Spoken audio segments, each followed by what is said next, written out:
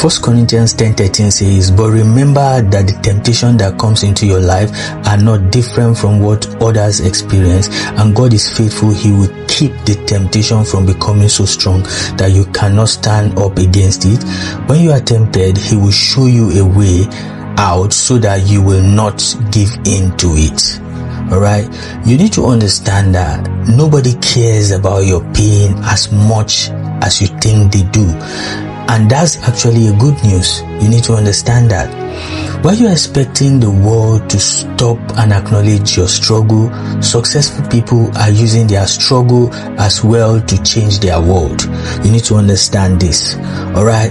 You need to understand that your pain is not special, your trauma is not unique, your problems are not more important than everyone else's problem. But your response to your pain, your growth through your trauma, and your solution to your problems, that's where you become special. Alright? You need to stop treating your pain like breaking news and start treating it like private education.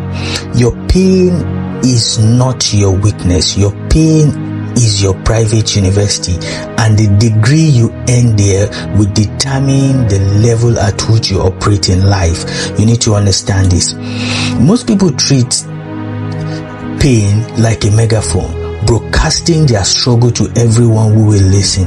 But champions understand something different. Champions know that pain is meant to be silent teacher, not a public announcement. Listen to this. I recently read about a woman called Isabella who worked at a manufacturing plant for 12 years, a single mother of 3 children with ages 8, 10 and 14. Every morning at 5:30 a.m. she would wake up, prepare breakfast for her children, pack their lunches and send them off to school with a smile. She worked a double shift whenever possible, saving every extra money for her children's future. Isabella had a plan. She was going to buy a house. She was going to give her children stability they had never known. One Tuesday afternoon, her supervisor called her into the office because the company was downsizing, budget cut, her position was being eliminated. Alright? You can imagine 12 years of loyalty, dedication and perfect attendance meant nothing when the number didn't add up on corporate spreadsheets. Alright, Isabella sat in that chair listening to word that felt like physical blow.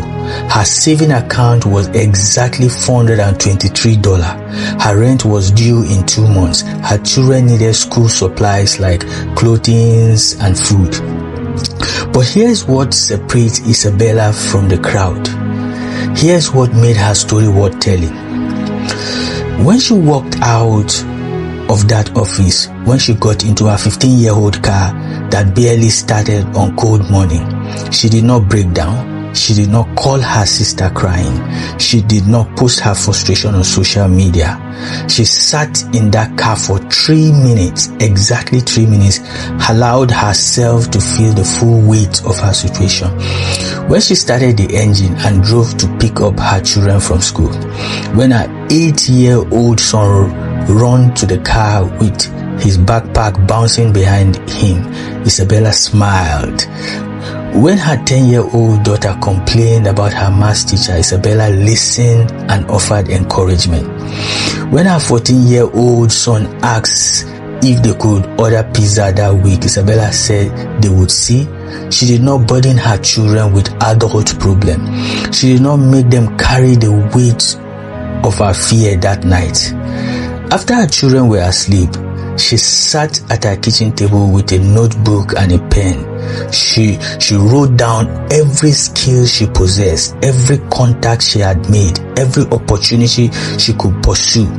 She applied for 17 jobs online before midnight. She set the alarm for 4 a.m. so she could continue her job search before her children woke up. For 6 weeks, Isabella maintained this routine, searching, applying. Listen, while maintaining this appearance of stability of her children, Her children never knew their mother was fighting the biggest battle of her adult life. They never saw her crying to her pillow at night. They never knew she was eating less so they could eat more. They never knew she was selling her jewelry piece by piece to keep light on. What they saw was strength. What they experienced was security.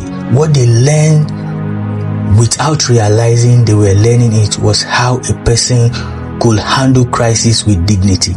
This is the difference between showing pain and feeling pain. Isabella felt everything, the fear, the uncertainty, the pressure, the exhaustion, but she chose not to show it in a way that would damage the people who depended on her strength.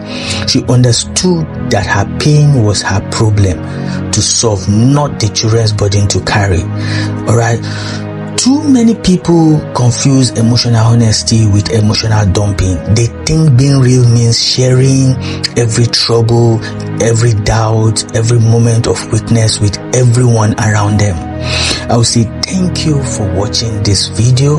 Please do these 4 things for me. Number 1, drop a comment on this video and let me know how this video has blessed you. Number 2, you need to subscribe to my YouTube channel. Number 3, you need to like my page on Instagram, on YouTube, and on TikTok. And number 4, please share this video with your loved ones and share the link from the YouTube page. The Lord bless you, keep you, and honor you in Jesus' name. Shalom.